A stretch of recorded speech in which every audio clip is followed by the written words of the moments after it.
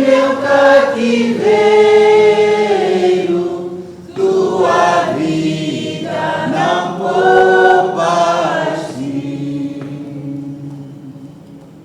Quero receber teu jugo e em teus passos caminhar. Se por ti eu sofro tudo, vou contigo em paz reinar. Tanto foi o teu amor, que por mim assim mostraste. Parei-me meu cativeiro, tua vida não poupaste. Estás no céu, viveu na terra, esperando teu voltar. Levarás então a escrava pra contigo ali ficar. Tanto foi o teu amor,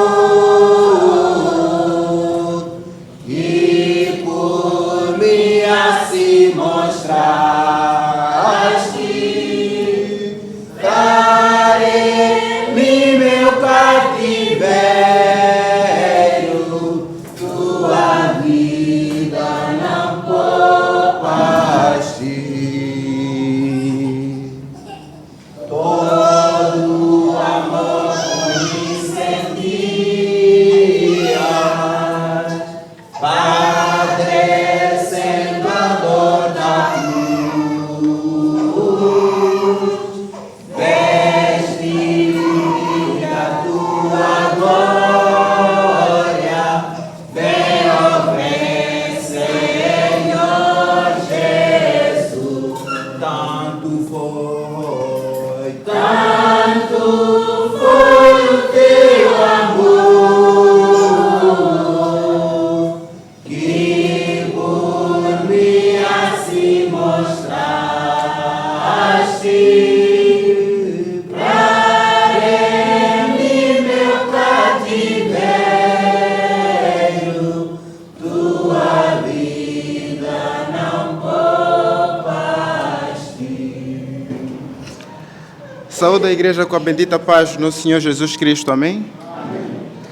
Vou convidar a igreja a abrir as nossas Bíblias até ao livro de Salmos, no capítulo de número 1. Salmos, capítulo de número 1. E vamos juntos ler dos versículos 1 até versículo 6. Salmo número 1 até 6.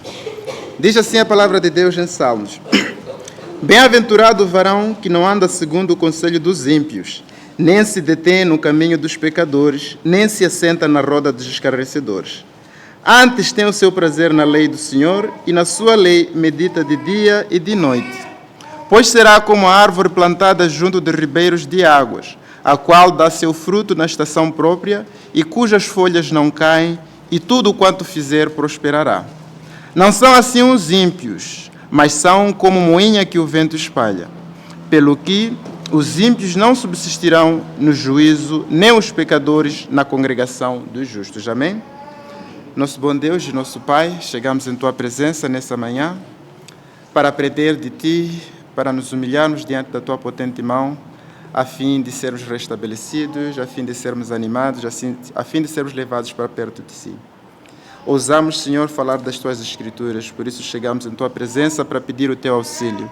Derrama sobre nós o Teu Espírito Santo para nos ajudar a dar entendimento e nos dar discernimento sobre aquilo que o Senhor quer falar ao Teu povo no dia de hoje. No nome do Seu Filho Jesus Cristo oramos. Amém. Então, enquanto seres vivos pertencentes a este mundo físico, a este mundo natural, todos nós esperamos com certeza viver eventos como aflições, esperamos viver tentações, mas também todos nós devemos esperar estar diante de juízo de Deus. Todos nós. Vamos viver tentações, vamos viver aflições, mas também devemos esperar estar diante de juízo de Deus. Mas todas essas aflições e as tentações que nós vamos viver são épocas e são estações nas quais se esperam que os cristãos mostrem ou deem os seus frutos diante das tentações, diante das aflições. São épocas e são estações que esperam que os cristãos possam demonstrar e possam dar seus frutos. E esses frutos que vão ser apresentados, que vão ser mostrados, que vão ser vistos durante as aflições, durante as tentações, no dia a dia, vão ser esses frutos que vão ser apresentados, que também vão ser conhecidos por Deus no dia do juízo, no qual a humanidade vai estar presente. Nos dias de Jó, os frutos que ele apresentou nas suas aflições igualmente foram conhecidos por Deus. Quando nós vemos em Jó 1-8, a apresentação que Deus faz de Jó diz que era um varão reto, sincero. Então, esses são os frutos que Jó apresentou durante as suas aflições, durante as suas tentações, no seu dia a dia. E esses frutos foram conhecidos por Deus quando os filhos de Deus se apresentavam a Deus.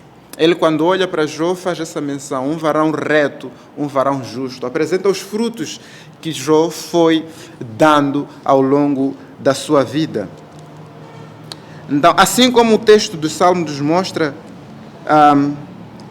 esta retidão de Jó, essa sinceridade de Jó, são como aquelas folhas que o Salmo aqui nos apresenta, aquelas folhas firmes, que mesmo quando há época de seca, mesmo quando há um vendaval intenso, se mantém firme.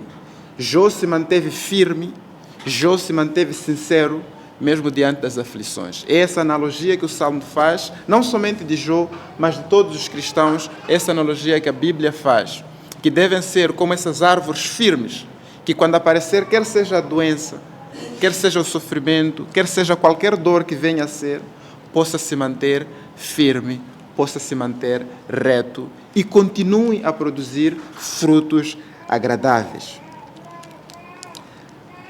E mais à frente, no mesmo livro de Jó 1:8, apresenta outros elementos a caracterizar Jó, que se desvia do mal. É exatamente essa característica que também a Bíblia nos mostra aqui no livro de Salmos. Não se assenta à mesa dos escarnecedores, não se detém ao conselho dos escarnecedores. Vê os escarnecedores, não se junta a eles, se desvia. Vê o mal, não tenta o mal, não tenta medir forças com o mal, mas pelo contrário, o que é que ele faz? Se desvia. É igualmente isso que a Bíblia nos mostra, é igualmente isso que se espera de um cristão que tem o seu fundamento na palavra de Deus. Assim, igualmente, foi nos dias de Noé. Noé foi pautado, foi visto diante de Deus como um homem justo da sua época, como um homem íntegro da sua época. Esses foram os frutos que foram conhecidos por parte de Deus na vida de Noé, como um homem justo, como um homem íntegro. E por conta disso, ele foi poupado da condenação que toda a antiguidade viveu naquela época. Por causa do quê? Por causa dos frutos que ele apresentou diante de Deus. Deus, quando olhava para Noé, olhava um homem justo, olhava um homem que nas aflições, que nas tentações produzia frutos agradáveis, que nas aflições, que nas tentações não foi levado aos conselhos daqueles homens que zombavam dele, que não acreditavam que o dilúvio viria a cair. Ele se afastou desses homens e seguiu confiando em Deus. Por quê? Porque ele tinha as suas raízes firmes na palavra de Deus. Por conta disso, ele se manteve firme e foi visto como esse homem justo. E, consequentemente, ele prosperou na edificação da arca. Enquanto todos os outros não tinham descanso, enquanto todos os outros não podiam encontrar nenhum lugar sequer para se encostar. Por mais alta que fosse a árvore, foi coberta pelas águas. Por mais alto que fosse o monte, foi coberto pelas águas. Não tinham nem por onde descansar, nem pela copa mais alta de uma árvore, nem pelo topo mais alto de uma montanha. Enquanto isso acontecia com todos os outros, Jó podia descansar, seco, podia descansar, farto de alimentos, podia descansar na arca que Deus preparou para ele, podia descansar e viver esses momentos de alegria, de descanso, junto das pessoas mais próximas, junto das pessoas mais íntimas, a sua família, os seus filhos, a sua esposa.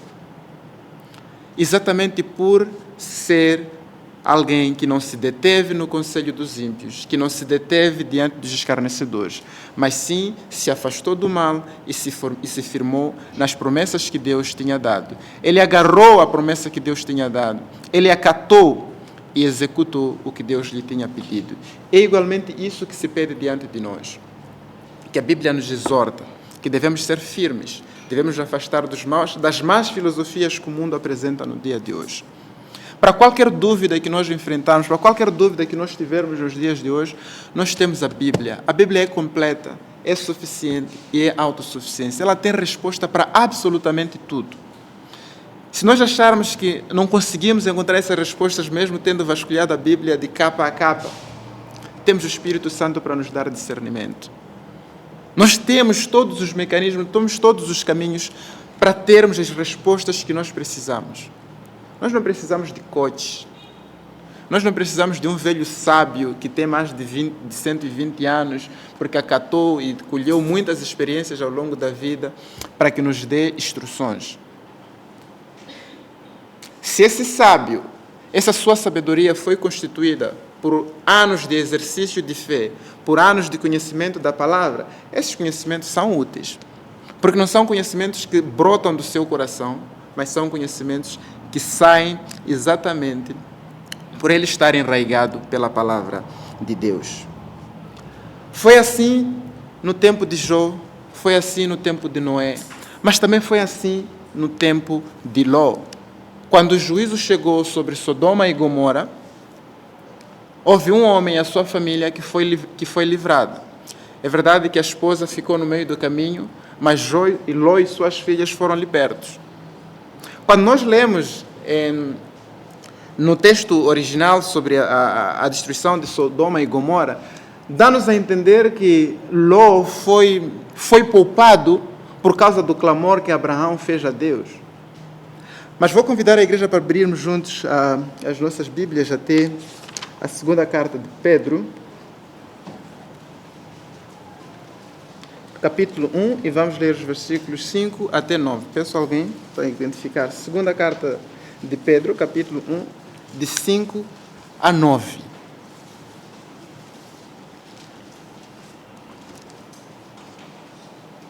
Quem tiver achado, segunda de Pedro 1, 5 a 9.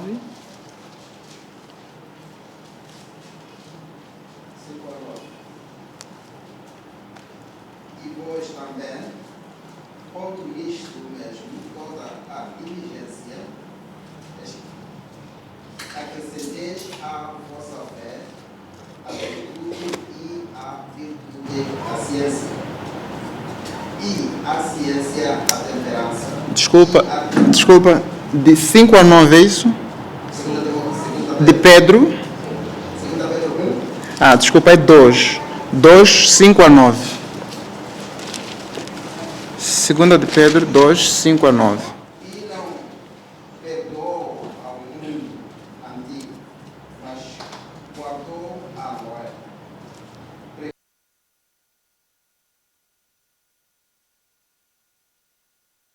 Pessoas ao trazer o dilúvio sobre o mundo e condenou a subversão as cidades de Sodoma e Gomorra, reduzindo-as a cinza e pondo-as para exemplo aos que vivessem impiamente.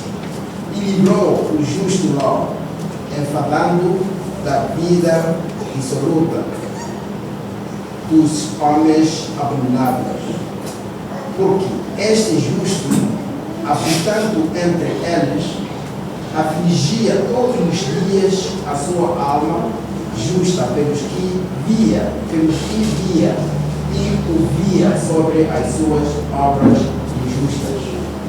Assim, só sabe o Senhor livrar da tentação os piedosos e reservar os injustos para o dia do juízo, para serem castigados. Então, Jó não teve a clemência por parte de Deus somente porque Abraão clamou a seu favor. Mas aqui a Bíblia nos mostra que Ló era um homem justo. E mesmo rodeado por uma sociedade depravada, uma sociedade devassa, uma sociedade injusta, a Bíblia mostra que todos os dias ele afligia a sua alma, todos os dias ele afligia as suas almas por conta do quê? De tudo aquilo que ele via, tudo aquilo que ele ouvia, de toda a injustiça pela qual ele estava rodeado.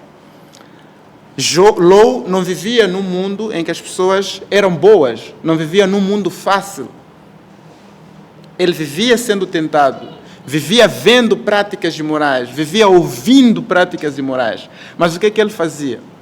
Todos os dias ele afligia a sua alma, todos os dias ele se sacrificava, todos os dias ele se devotava a Deus, de modo que não fosse igualmente subvertido, de modo que ele não pudesse se ajuntar a todos os escarnecedores da sua época. E por conta desses frutos, dessa luta cotidiana, de dia após dia, foi tido como um homem justo. E por conta dessa justiça, ele igualmente mereceu a libertação por parte do nosso Senhor.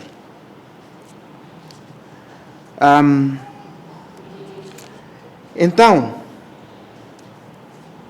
temos a nossa vida, se nós tivermos as nossas vidas fundamentadas na palavra de Deus, nós vamos ser como essas árvores, que quando aparecer a doença, por mais difícil de ser curada essa doença, nós não vamos recorrer aos feiticeiros, não vamos recorrer aos adivinhos, não vamos recorrer aos encantadores. Assim como Ló não recorreu a feiticeiros, não recorreu aos feiticeiros, não recorreu aos adivinhos, mas ele se manteve firme e confiou em Deus. Quando aparecer qualquer injustiça, qualquer dor, qualquer momento de dificuldade, nós não vamos recorrer a conselhos humanos, não vamos recorrer a conselhos de injustos. Assim, igualmente como aconteceu com Jó. Jó não deu ouvido aos seus amigos quando disseram que ele devia blasfemar o Senhor. Ele se manteve firme, porque ele conhecia o Deus a quem ele servia, ele sabia a quem ele servia e conhecia o poder. Por quê? Porque ele era um homem experimentado em conhecer a Deus. É isso que nós somos chamados a ser, a afastar-nos das filosofias do mundo, a nos encostarmos, a nos enraizarmos diante da palavra de Deus, para que qualquer que seja a aflição que nós venhamos a viver, para qualquer que seja a tentação que nós venhamos a passar, para qualquer seca, para qualquer estação difícil que nós formos a passar, nós continuarmos a ser justos, continuarmos a ser homens que produzem frutos agradáveis. Não homens que produzem bondade, temperança e justiça somente quando o mundo está bem ou quando as coisas vão bem. Mas mesmo quando a dor, mesmo quando a injustiça é praticada contra ti, mesmo quando a doença está a te afligir, mesmo quando perdas irreparáveis estão a afligir as nossas vidas, nós devemos continuar a produzir frutos dignos, frutos verdadeiros, frutos agradáveis. E quando chegar o juízo, esses frutos serão apresentados e serão conhecidos diante de Deus. E o que nós precisamos para poder produzir esses frutos, para podermos ser retos, para podermos ter esse poder de nos desviarmos das tentações que o mundo nos apresenta, é termos a nossa vida enraizada, termos as nossas vidas firmadas, termos as nossas vidas como essas raízes que absorvem todos os dias a água do rio. E nós também temos as nossas vidas todos os dias a absorvermos o alimento da nossa vida, que é a palavra de Deus. Muito mais do que as tentações que há de nos advir, muito mais do que as aflições que havemos de passar e que nós passamos no dia a dia, temos um Salvador que se dispõe a nos ajudar. Esse Salvador não é um Salvador qualquer que está alheio ao nosso mundo, que não conhece as nossas dificuldades. Esse Salvador não é um enviado qualquer. Esse Salvador é o próprio Deus, que por amar tanto o seu povo, por amar tanto os seus escolhidos, ele se fez homem, se humilhou ao tamanho ponto de se fazer homem, ser concebido e ser gerado no seio de uma mulher, ser educado, viver e sofrer as mesmas tentações que nós sofremos nos dias de hoje. Conheceu a dor, conheceu a aflição, experimentou perda de pessoas próximas, foi traído, conheceu a dor e foi morto. E uma morte pesada, uma morte de cruz, uma morte dolorosa, uma morte horrorosa, uma morte que era reservada somente para as pessoas piores daquela época, para a plebe, para os mais desprezíveis daquela época. Esse Salvador passou por tudo isso. E ao terceiro dia, ele ressuscitou dos mortos, para nos dar esperança, para nos fazer acreditar que quem morre nele também será ressuscitado. Irmãos, o que nós vivemos no dia de hoje, esse mundo que aparenta ser belo, não é nada comparado com a eternidade que nos espera. Esses poucos anos que nós vivemos ao longo da nossa existência na Terra, se calhar 60, outros nem vão chegar aos 60, 50 anos, 120 ou 200 anos, se pudermos viver, todos esses anos não são absolutamente nada comparados com a eternidade que viveremos ou no paraíso ou no inferno. Enquanto nós tivermos a nossa confiança em Deus, tivermos a nossa vida enraizada na palavra de Deus, nós morreremos com Cristo assim como Ele morreu e viveremos com Ele para todo sempre, gozando na eternidade que nos espera. Amém, amados irmãos? Vou pedir à igreja para pegarmos o hinário verde e vamos entoar o hino número 85, enquanto lembramos dessa morte, desse Salvador, desse legado do nosso Salvador. Este momento nós convidamos igualmente aos membros congregados na nossa igreja para cearmos, lembrando o sacrifício da cruz que o nosso Salvador fez por nós. Vamos entoar o hino número 85 do cantor cristão, enquanto nos dirigimos para os elementos da ceia que estão aqui à frente. É um momento reservado para os membros congregados da nossa igreja. Se não é membro congregado da nossa igreja, mas é um cristão membro de alguma denominação, não está igualmente vedado a esse momento, desde que antes entre em contato com a nossa liderança, na pessoa do irmão Charles, irmão Gustavo, irmão Carlton, para que possam ter uma conversa e igualmente ser permitido a cear junto dos membros dessa igreja. Entoemos o hino número 85 do cantor cristão. E na cruz por ti morri pra te livrar, meu sangue se verte, posso te salvar. Morri, morri,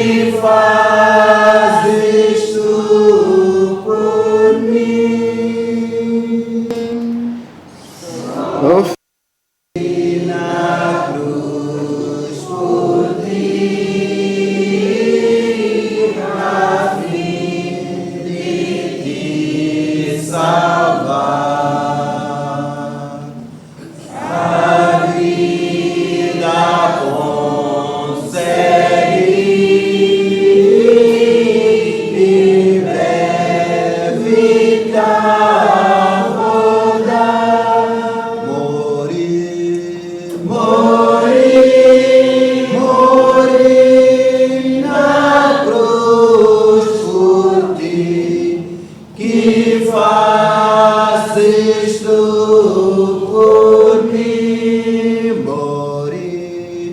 Morri na cruz por ti, que fazes tu por mim.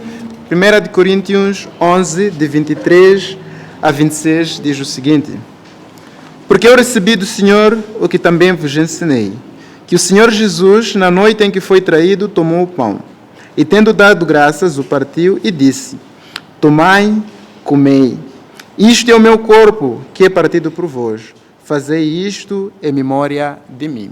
Podemos tomar o pão?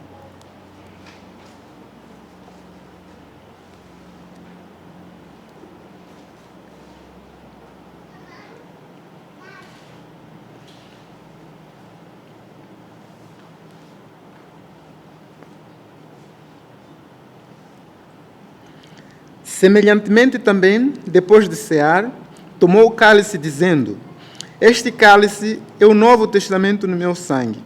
Fazei isto todas as vezes que beberdes em memória de mim. Porque todas as vezes que comerdes desse pão e beberdes este cálice, anunciais a morte do Senhor até que venha. Podemos tomar o cálice?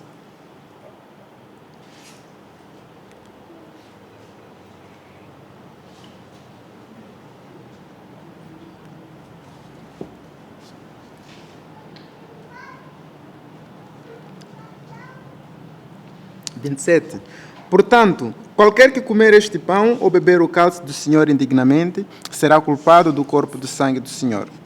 Examine-se, pois, o homem a si mesmo, e assim coma deste pão e beba deste cálice. Porque o que come e o bebe indignamente, come e bebe para a sua própria condenação, não discernindo o corpo do Senhor. Por causa disto, há entre vós muitos fracos e doentes, e muitos que dormem. Amém?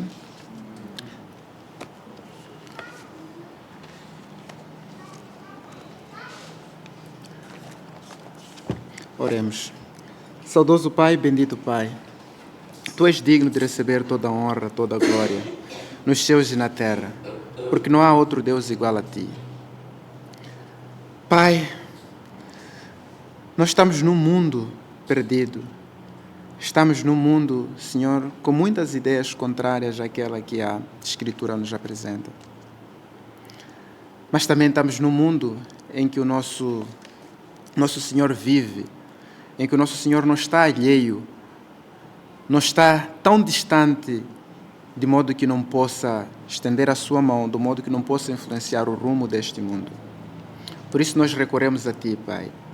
Mesmo diante, há tantas forças que nos puxam para o caminho contrário, mesmo diante há tantas filosofias, há tantas teorias, há tantas ideias, há tantos conselhos contrários, nós recorremos a Ti, Pai amado. Nos ajude, Senhor, a encontrar essa confiança. Nos ajude, Senhor, a ter amor, a ter prazer às Tuas santas Escrituras. Nos ensina, Senhor, a todos os dias Te buscarmos, para sermos alimentados pela Tua palavra, de modo que o Senhor possa nos assemelhar a essa árvore que cresce diante desses ribeiros. De modo que, vindo a tentação, vindo a dor, vindo a morte, vindo a tristeza, vindo qualquer potestade, vindo qualquer hoste, qualquer poder, qualquer força, não nos possa afastar do amor, do nosso amor por Ti, do Teu amor que há em nós. Pai amado, sê conosco. Nos ajude, Senhor, a viver com paciência as aflições do dia a dia. Não somente conosco, Pai amado, mas com todos aqueles que não Te conhecem, Pai amado. Vá trabalhando em seu coração para que a palavra possa chegar a eles, possa chegar como aquele alimento que eles esperavam para descansar as suas almas e os seus corpos. Fala, Senhor, aos nossos corações todos os dias. Mostre-nos, Senhor, os erros que há em nós.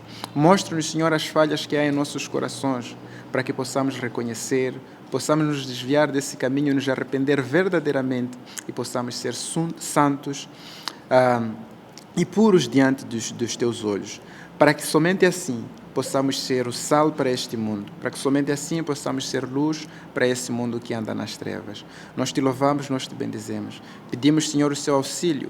Trabalhe, Senhor, no seio dos nossos corações e no seio da nossa igreja.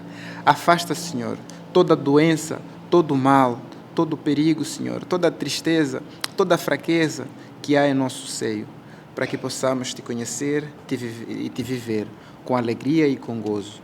No nome santo do seu Filho Jesus Cristo nós oramos, crendo que o Senhor nos ouve e atende às aflições e os pedidos do seu povo. Na graça e no amor do seu Filho nós oramos. Amém. Vamos entoar o mesmo hino nas estrofes 3 e 4, enquanto devolvemos o cálice. Sofri na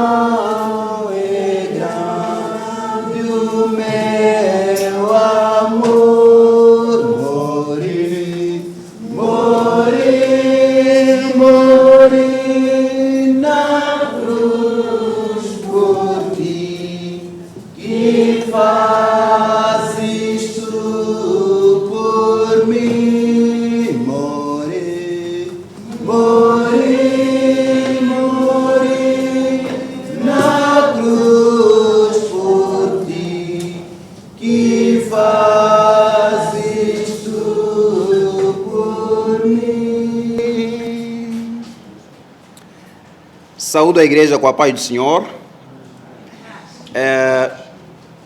É mais um domingo que nós nos encontramos aqui com o único objetivo de glorificarmos, adorarmos e louvarmos nosso Deus e termos o privilégio de aprendermos no seu templo.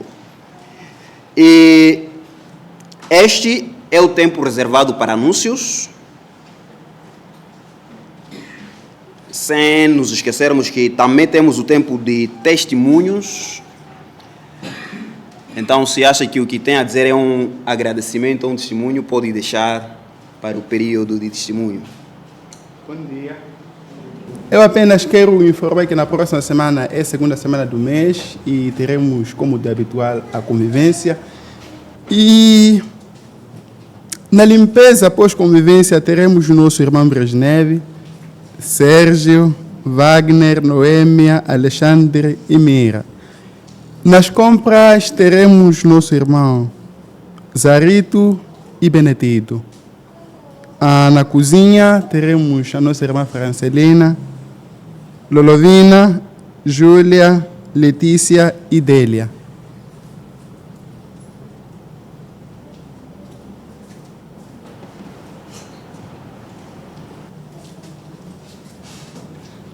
Bom dia. Queria anunciar que o irmão Nelson não está aqui. Teria a família Felizardo, mas estou a ver a irmã Hermínia está aqui. Então podemos só dizer irmão Nelson não estará aqui.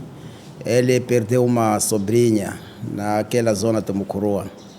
Então foi para lá. E o segundo anúncio, no fim, temos o encontro com os membros. Todos os membros estão convocados a um encontro. A agenda do encontro é sobre as nossas finanças na igreja. Então vamos falar das finanças na igreja. Todos os membros. Obrigado.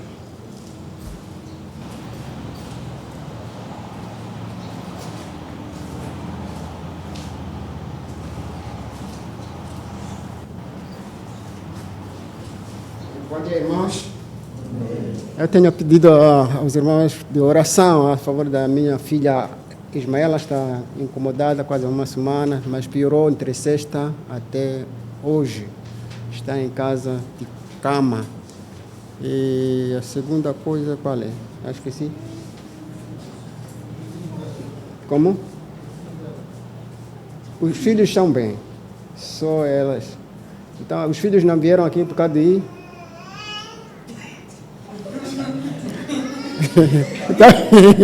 Então, por isso, já entenderam, né? Ok, essa é a segunda coisa. Tá bom, muito obrigado, irmãos.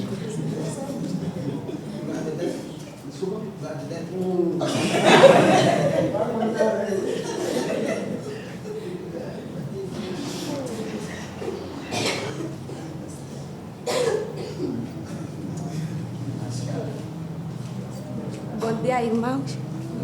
Sim, eu quero pedir oração a favor do meu pai. Ele lidera o esticão e inflamou o braço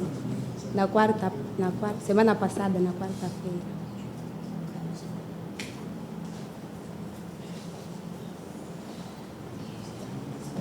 Tem uma coisa que eu estava a esquecer. Queria marcar um encontro para no final do culto, mas como terá um encontro de membros, queria informar aos jovens.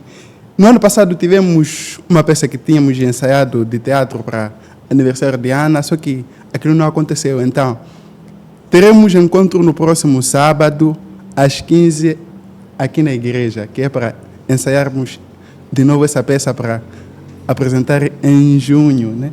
Junho. Sim, então.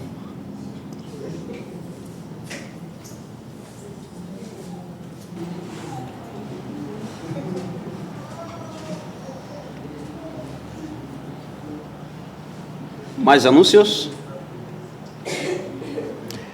Se não temos mais anúncios, vou pedir à igreja colocar-se em pé, abrindo nossas Bíblias até ao livro de Salmos, capítulo 33, e vamos ler o versículo 1 até 5. Salmo, capítulo 33, do versículo 1 até o versículo 5.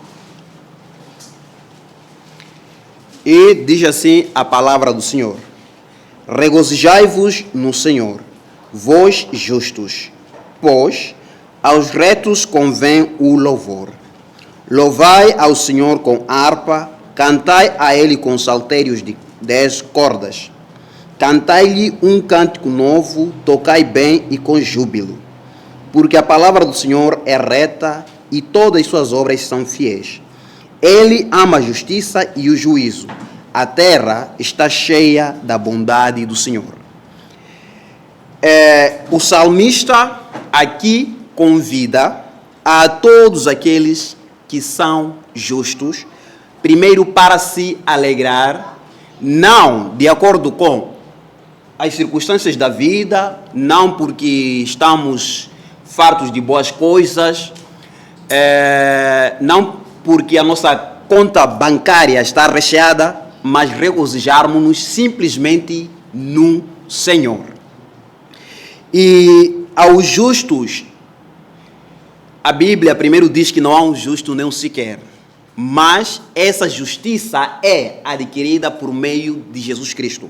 Então todo aquele que tem fé em Jesus Cristo e crê nele para a salvação é convidado aqui para se regozijar ou alegrar-se simplesmente e unicamente no Senhor. E o versículo continua dizendo que aos retos, que são ainda esses justos, convém o louvor.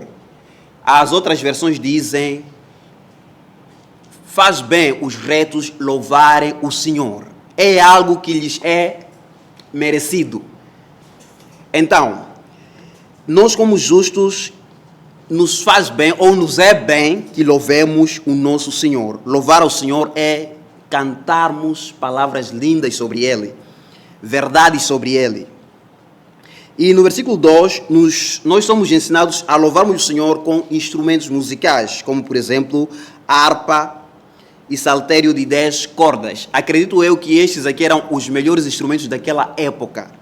E nós hoje, sem instrumentos, também podemos louvar a Deus com as nossas próprias vozes e podemos trazer para o Senhor o que é o melhor. Nós podemos imaginar, por exemplo, o versículo 3 diz: cantai-lhe um cântico novo, tocai bem e com júbilo. Geralmente pessoas dizem: o que importa é o que eu sinto no coração e não o que eu falo. Mas, na verdade, se Deus é tão grande assim, nós devemos nos importar em trazer o melhor louvor possível. Devemos tocar bem. Não devemos só fazer